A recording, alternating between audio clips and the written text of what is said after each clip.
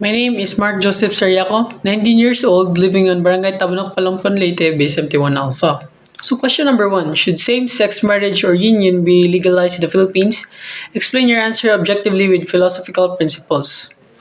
So my answer would be no. In the Philippines, the family code defines a marriage as a special contract of permanent union between a man and a woman. Changing this definition would require a reconsideration of purpose and nature of marriage, and a careful examination of the implications of such a change.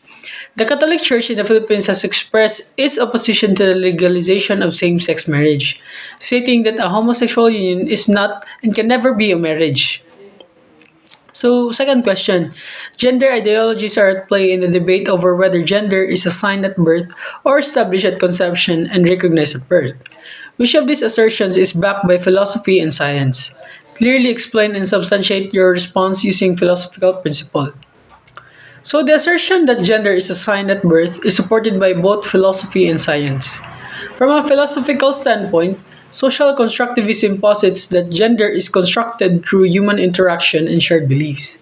This means that gender is not an inherent or essential characteristic, but rather a social and cultural construct that is assigned to individuals based on their physical characteristics. The idea of assigning gender at birth is consistent with this perspective, as it recognizes that gender is not a fixed or inherent characteristic, but rather a social and cultural construction. From a scientific perspective, there is evidence that supports the idea that gender is not strictly binary and that intersex individuals exist, further complicating the idea of assigning a gender based solely on physical characteristics. Additionally, research has shown that gender identity or the internal sense of being male, female, or something else is a complex and multifaceted construct that is influenced by a variety of factors, including biological, psychological, and social factors.